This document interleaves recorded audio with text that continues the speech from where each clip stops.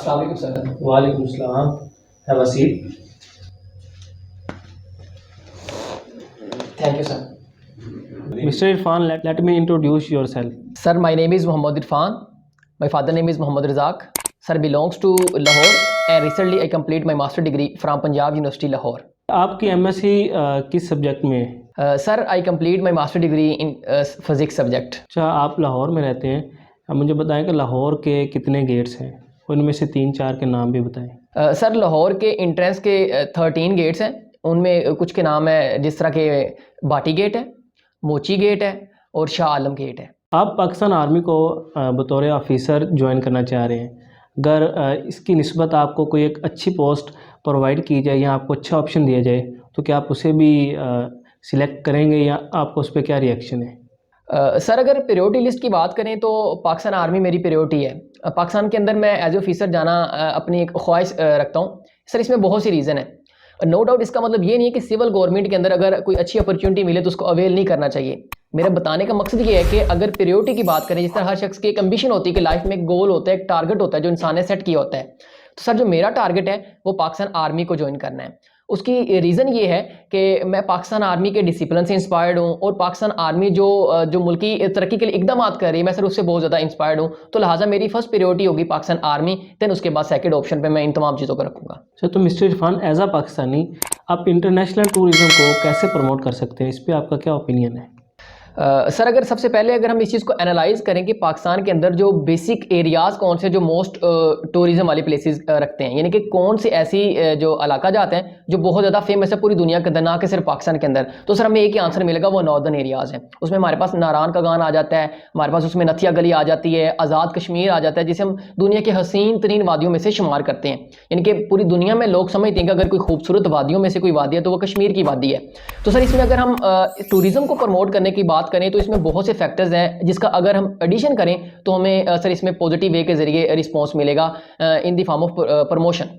Sir अगर हम देखें इंफ्रास्ट्रक्चर की बात की जाए, अगर हम सिर्फ पाकिस्तान की बात करें तो पाकिस्तान के अंदर बहुत से लोग ऐसे हैं जो इन एरियाज़ के अंदर नहीं जाते क्योंकि इसमें सर इंफ्रास्ट्रक्चर का थोड़ा सा पुअर होना है। अगर हम सर सड़कों के सिस्टम को यानी कि रोड मैपिंग को थोड़ा सा बेहतर करें तो इसमें प्रमोशन हो सकता है, यानी कि टूरिज़्म को मज़ीद जो फ़ोकियत मिल सकती है।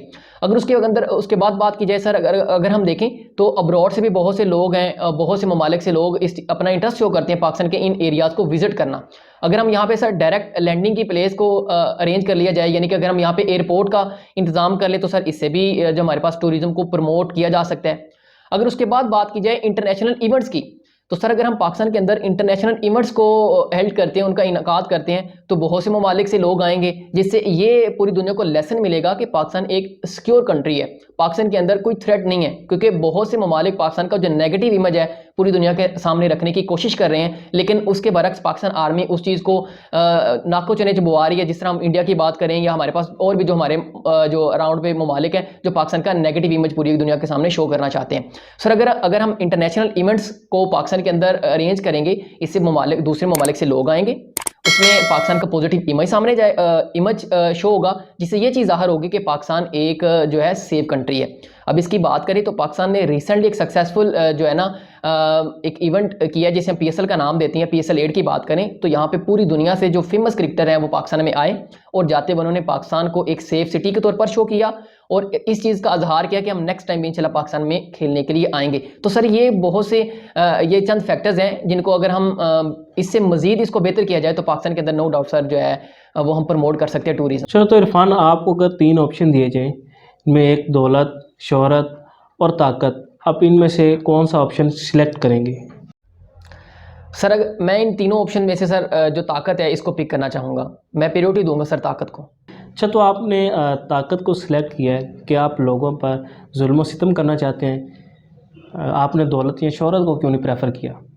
नहीं सर, मैं ताकत के ज़रिए लोगों के ऊपर जुल्म नहीं करना चाहता, क्योंकि सर मैं एज ए आर्मी ऑफिसर जाना चाहता हूँ, तो मैं सर इस ताकत को पॉजिटिव वे में यूज़ कर सकता हूँ। अगर हम मिसाल के तौर पर बात करें, पाकिस्तान को बैरूनी और अंदरूनी खतरात से फेस करने के लिए एक army as a army officer हम इस ताकत का इस्तेमाल करेंगे। सर पाकिस्तान की जो हदूद है इसको सिक्योर करने के लिए हम इस ताकत का इस्तेमाल करेंगे, और पाकिस्तान के अंदर सर जो करप्शन है, टेररिज्म है सर, इसके खिलाफ लड़ने के लिए हम इस ताकत का इस्तेमाल करेंगे। अच्छा, तो क्या पाकिस्तान आर्मी मुल्क को इकोनॉमिकली स्ट्रॉन्ग करने में अपना किरदार अदा कर रही है? जी सर, बिल्कुल पाकिस्तान आर्मी जो है पाकिस्तान के अंदर पाकिस्तान की मौशत को स्ट्रॉन्ग करने के लिए बहुत अहम किरदार अदा कर रही है। सर अगर हम ये कहें कि पाकिस्तान आर्मी एक पिलर का काम कर रही है पाकिस्तान की तरक्की में, तो सर ये कहना गलत नहीं होगा। सर अगर हम चंद ईयर्स बैकवर्ड पे थोड़ा सा नज़र दौड़ाएं तो हिस्ट्री में हमें पता चलेगा कि जब श्रीलंकन टीम पर हमला हुआ तो सर इसमें पाकिस्तान के ऊपर जो इंटरनेशनल है वो क्रिकेट बैन कर दी गई। पाकिस्तान में कोई प्लेयर खेलना नहीं चाहता था, पाकिस्तान में कोई जो दूसरी कंट्री वो सीरीज़ खेलने नहीं आती थी। हमने देखा कि हमने कुछ पीएसएल के मैचेस भी दुबई और शारजा के मैदानों में करवाए। तो सर इससे पता ये चलता है कि पाकिस्तान चंद अरसा पहले एक सेफ कंट्री के तौर पर अपनी इमेज नहीं रखता था। तो सर पाकिस्तान आर्मी ने इसमें एक पॉजिटिव ऐसा रोल प्ले किया जिसको पूरी दुनिया ने सराहा। सर उसमें अगर हम ऑपरेशंस की बात करें तो पाकिस्तान ने रद्दुल फसाद और ज़रब असद जैसे ऐसे जो तारीखी ऑपरेशंस किए जिसमें सर बलूचिस्तान और वज़ीरिस्तान जैसे इलाका जात में सर अमन कायम हुआ। उस अमन कायम होने की वजह से हमने देखा कि बहुत से कबायली इलाका जात ने पाकिस्तान के अंदर शमूलियत इख्तियार की। उसके बाद सर हमने देखा कि बहुत सी ऐसी कंट्रीज़ जो पाकिस्तान के अंदर अपनी इन्वेस्टमेंट नहीं करना चाहते थे, उन्होंने अपनी इन्वेस्टमेंट करने की अपनी ख्वाहिश ज़ाहिर की। उसकी वाज़ेह मिसाल ये मिलती है चाइना। इसका मतलब ये नहीं कि चाइना ने इससे पहले पाकिस्तान के अंदर अपनी इन्वेस्टमेंट नहीं की, लेकिन सर अगर हिस्ट्री की बात करें, हिस्ट्री की सबसे बड़ी इन्वेस्टमेंट चाइना ने पाकिस्तान के अंदर सीपैक की फॉर्म में की, जिसे हम चाइना पाकिस्तान इकोनॉमिक कॉरिडोर कहते हैं। इस इन्वेस्टमेंट से सिर्फ पाकिस्तान को ही नहीं बल्कि इस रीजन के अंदर रहने वाले बहुत से ममालिक को फ़ायदा हुआ, जिसमें ट्रेडिंग बेहतर हुई। और इस सीपैक के अंदर सिर्फ और सिर्फ कोई एक प्रोजेक्ट शामिल नहीं था, बल्कि अगर देखा जाए तो इसमें बहुत से प्रोजेक्ट्स शामिल थे। अब मिसाल के तौर पर हम इसमें इंफ्रास्ट्रक्चर की बात कर लेते हैं सर, इसमें रोड मैपिंग की बात की जा सकती है, इसमें सर हम अपनी ट्रेनिंग की बात करें, इसमें हम अपनी बंदरगाहों को इस्तेमाल में लाएंगे। और उसके बाद सर अगर देखा जाए तो सबसे मेन और अहम चीज़ पाकिस्तान के अंदर जो एनर्जी क्राइसिस थे, अगर देखें कुछ ईयर्स के अंदर देखें पाकिस्तान ने अपनी एनर्जी क्राइसिस को बहुत ज़्यादा कोप किया है। किसकी मदद से कोप किया है सर? सीपैक में जो हमने एनर्जी प्रोजेक्ट्स लगाए थे, जो हमने पावर प्लांट्स लगाए थे सर, उसकी मदद से हम इन क्राइसिस को ओवरकम करने में कामयाब हुए हैं। तो इसका मतलब ये हुआ कि सारी की सारी जो चीज़ें हैं वो इन्वेस्टमेंट के ऊपर बेस करती हैं। जितनी अब्रॉड से या दूसरे ममालिक से इन्वेस्टमेंट ज़्यादा होती है, इसका मतलब कि वो कंट्री उतना ही ज़्यादा सेव होती है। और किसी भी कंट्री की जो प्रोटेक्शन के लिए उसके प्रोटेक्शन यूनिट उसका लिए एक अहम किरदार अदा करते हैं। और हम जानते हैं कि पाकिस्तान आर्मी पाकिस्तान के लिए बहुत इकोनॉमी को स्ट्रॉन्ग करने के लिए एक अहम किरदार अदा कर रही है। अच्छा, तो मौजूदा जो सियासी हालात चल रहे हैं, इसमें आपका क्या ओपिनियन है? क्या पाकिस्तान सुप्रीम कोर्ट को सियासत में मुदाखलत करनी चाहिए या नहीं? इसमें ज़रा आपका क्या ओपिनियन है? जी सर, बिल्कुल पाकिस्तान के सुप्रीम कोर्ट को पाकिस्तान के सियासी मामलात में मुदाखलत करने की इजाज़त है। अगर सर देखा जाए तो आइन के अकॉर्डिंग जब केयर टेकर गवर्नमेंट आती है तो विद इन 19 डेज़ हर सूरत हाल पे जो है ना वो नए इलेक्शन होना ज़रूरी होते हैं। अगर किसी रीज़न की वजह से या किसी और बात की वजह से मुल्क के अंदर जो है वो इलेक्शन नहीं होते तो फिर सुप्रीम कोर्ट इसमें मुदाखलत कर सकती है। अच्छा, तो पाकिस्तान में सैलाब के ख़तरात को निमटने के लिए आप क्या इक़दाम कर सकते हैं? सर अगर हम जो है सैलाब की बात करें तो सबसे पहले अगर देखें तो सर पाकिस्तान को बहुत ज़्यादा इकोनॉमिकली नुकसान होता है सैलाब की वजह से। इसमें सर माली और जानी दोनों तौर पर हमने देखा कि पाकिस्तान ने इसका नुकसान उठाया है। इसकी बेसिक रीज़न ये है कि सर पाकिस्तान एक ज़री मुल्क है। पाकिस्तान की अगर हम बात करें, एक ज़राअत जो है वो बैकबोन की हैसियत रखती है।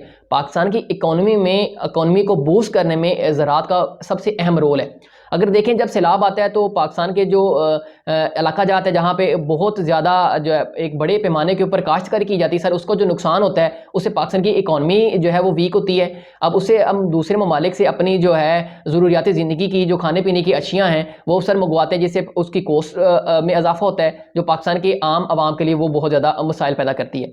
अब अगर बात करें इसको बेहतर कैसे किया जा सकता है तो सर सबसे पहले हमें इस रीज़न को समझने की ज़रूरत है कि सैलाब आता क्यों है। जब सैलाब की जो मेन वजह ये है हमारे पास इन्वायरमेंटल पोल्यूशन में इजाफा होना है। जिस तरह सर साइंस के अकॉर्डिंग हमें पता चलता है कि हर साल पूरी दुनिया के अंदर 0.006 सेल्सियस टेम्परेचर का इजाफा हो रहा है। अब जब ये इजाफा होगा तो नो डाउट सर ग्लेशियर ज़्यादा पिघलेंगे। तो सर जिस तरह टेम्परेचर में हमारे पास इजाफा होगा और इरेगुलर क्लाइमेट के अंदर चेंजिंग आएगी तो सर बारिशें होगी। जब बारिशें ज़्यादा होगी तो जाहिर सी बात है सर उस पानी को हमारे पास सेव करने के लिए डैम्स की कमी है। अगर हम अपने मुल्क के अंदर मुख्तलिफ लोकेशंस के अंदर जहाँ पे फ्लड के चांसेस ज़्यादा होते हैं, अगर वहाँ पे हम सर इस तरह की फैसिलिटी प्रोवाइड कर लें कि वहाँ पे पानी को स्टोर किया जा सके तो सर वहाँ पे हमें दो फायदे होंगे। नंबर एक सर जो हम हर साल ज़राअत के नुकसान में देखते हैं, ये हम इस जो नुकसान है इस लॉस को कम करने में ओवरकम कर सकते हैं। और नंबर दो सर हम अपने एनर्जी क्राइसिस को भी ओवरकम कर सकते हैं जब हम इस पानी को अपने डैम्स के अंदर इस्तेमाल करेंगे जो है इलेक्ट्रिसिटी के प्रोडक्शन के लिए या बिजली के पैदावार से में इजाफा होगा। सर एक तो वहाँ पे वो एडवांटेजेस होगा, और दूसरा हम सर पाकिस्तान को जो है फ्लड के जो क्राइसिस हैं, जो इसकी वजह से क्राइसिस पैदा होते हैं सर, उस फ्लड से ओवरकम कर सकते हैं। तो इसका मतलब ये हुआ कि अगर हम पाकिस्तान के अंदर डैम्स को ज़्यादा थोड़ी सी प्रायोरिटी दें, डैम बनाएं पाकिस्तान के अंदर, तो सर हर साल जो हम पाकिस्तान नुकसान उठाता है सैलाब की शक्ल में, इससे बचा जा सकता है। अब नंबर 2 सर, जिस तरह रिसेंटली एक इमरान खान साहब ने अक़वाम मुत्तहिदा के खिताब के अंदर कहा था कि अगर हम पाकिस्तान के अंदर जो है या पूरी दुनिया के अंदर ही जो है पौधे ज़्यादा लगाएं, शजरकारी ज़्यादा करें, तो इसमें हमारा क्लाइमेट चेंज होगा वो एक रेगुलर पैटर्न के साथ चेंज होगा। जितने ज़्यादा पौधे लगाएंगे उतना ही हमारे पास माहौलियाती आलूदगी में कमी आएगी, और एक हमारे पास माहौल के अंदर चेंजिंग है वो एक ख़ास स्मूथली और एक ख़ास शक्ल के अंदर होगी, जो एक सीज़न टू सीज़न चेंज होगा। तो इससे सर हम एक तो पोल्यूशन कम होगी, पोल्यूशन कम होने से सर जो हमारे पास है टेम्परेचर जो बढ़ रहा है ये इसमें कमी आएगी, और सर जो ग्लेशियर पिघल रहे हैं तो वो इनडायरेक्टली वो उसका जो वो मेल्टिंग वाला जो प्रोसेस है वो भी कम हो जाएगा। तो इसका मतलब है शजरकारी के ज़रिए और डैम बनाने के ज़रिए हम पाकिस्तान को सैलाब के फेज से ओवरकम करवा सकते हैं। अच्छा, तो मेरा ये एक लास्ट क्वेश्चन है आपसे, ISI को दुनिया की बेहतरीन एजेंसीज में शामिल किया जाता है, इसके पीछे क्या रीज़न है? सर नो डाउट जो ISI है वो पूरी दुनिया में अपनी काबिलियत की वजह से जानी और पहचानी जाती है। पाकिस्तान जो एजेंसी है यानी कि ISI जो है, इसने पूरी दुनिया के अंदर एक रोब और अपना एक मुकाम हासिल किया हुआ है। वो इसकी बेसिक वजह इसकी जो वर्किंग टीम है। सर पाकिस्तान आर्मी के अंदर ऐसे बहुत से ऑफिसर्स हैं जिन्होंने अपने इंटेलिजेंस लेवल की बेस के ऊपर ऐसे रिकॉर्ड बनाए हैं जो पूरी दुनिया के अंदर या पूरी दुनिया की एजेंसीज उनको देखकर दंग रह जाती है। पाकिस्तान ने इतने कम वक्त के अंदर बहुत से ऐसे ऑपरेशंस हैं जिनको सक्सेसफुली जो है कंप्लीट किया है कि पूरी दुनिया की जो डिफेंस यूनिट्स हैं उसको सोचने पे मजबूर हो जाते हैं। सर इसकी बहुत सी मिसाल हमें मिलती हैं, लेकिन यहाँ पे मैं चंद एक आपके साथ शेयर करता हूँ। सर मिसाल के तौर पर हम कुलभूषण यादव की बात करें, जो राक एजेंट है पाकिस्तान के अंदर, बहुत मुद्दत उसने जो है वो टेररिज्म को प्रमोट करने की कोशिश की या उन इलाका जात के अंदर जो है बदअनवानी फैलाने की कोशिश की, लेकिन पाकिस्तान आर्मी के ऑफिसर और ISI के अजीम एक जो हमारे पास ऑफिसर ने जिसका नाम हमारे पास कैप्टन कदीर है, तो सर इसने एक दिन रात की तगदो के बाद उसको पकड़ने में कामयाब हुआ, और इसकी जो कामयाबी ISI की हम पूरी दुनिया इसको मानती और सराहती है। तो नो डाउट सर पाकिस्तान की ISI पूरी दुनिया के अंदर अपनी काबिलियत की वजह से मशहूर है।